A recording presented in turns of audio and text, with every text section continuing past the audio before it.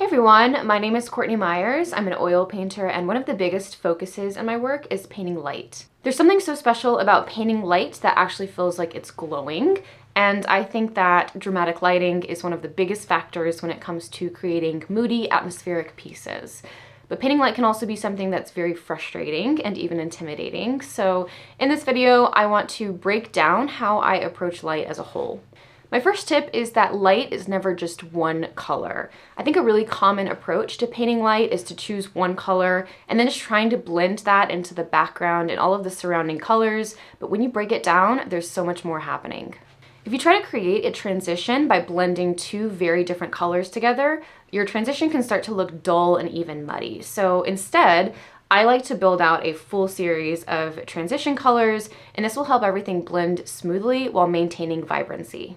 Every light that I paint typically consists of 4 to 6 different transition colors. So instead of just choosing one color and blending that into the next, I will start with like whites and then blend that into yellows, to oranges, to reds, and then maybe even throw in some blues and purples to balance everything out. If you skip over these transition colors, your light can start to look dull and chalky instead of rich and vibrant. The next tip is contrast, and this is huge. Lights don't just look bright because of the brightest point, but they look bright because of everything that's around it. I like to really push the lights and darks in my paintings, and this kind of contrast is what helps create kind of like a wow effect that help your lights feel really intense. I find that a lot of artists tend to kind of shy away from using either really deep blacks or large areas of heavy shadows. And I personally love having these dark areas in my compositions because it gives the lights something to really push against, and it allows the light to shine. So while it's definitely possible to create a softer glow in a more mid-tone heavy piece, I think that expanding your value range is just one of the easiest ways to amplify your light and make your work feel more dramatic. This leads us to tip number 3, which is that I love to use pure black and pure white in my paintings. This really goes directly against what a lot of artists are taught. You commonly hear things like never use pure black or pure white in your paintings.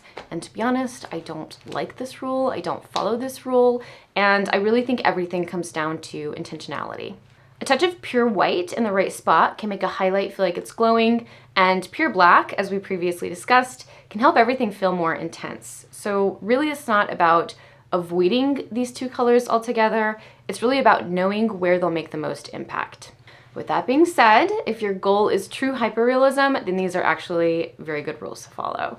In real life, we almost never see pure black or pure white. Even the darkest shadows and the brightest whites that we see almost always have a little bit of color in them.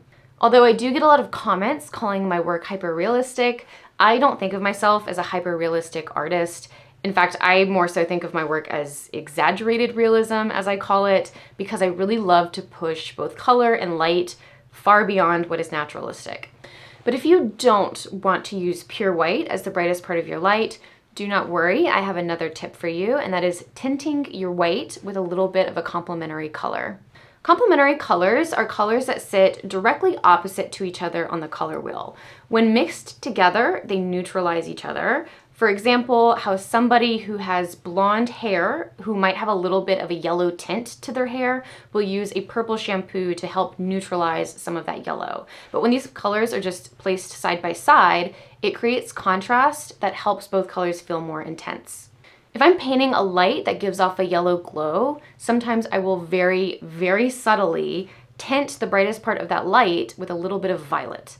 Your brain is still going to read this as white, but it's going to feel so much more intense. So I have 2 different ways that I like to approach painting the brightest point of a light. I either use pure white, which will give you a little bit more brightness, or I will use the complementary color, which will give you more contrast and intensity. Neither of these 2 methods is right or wrong. It really just kind of comes down to what effect you want to create. So my 5th and final tip is that light rarely sits in one place or exists in a void. It affects everything around it. When painting a light source, you really have to consider how that light is going to interact with nearby surfaces. Is the light casting a warm glow off of the wall? Is it reflecting off of the floor? Or are there nearby objects that are catching a little bit of that light? Painting a bright light but ignoring its surroundings is going to make your light feel very disconnected from the scene. It's small details like these that make your light very believable, but also give your painting a lot of depth.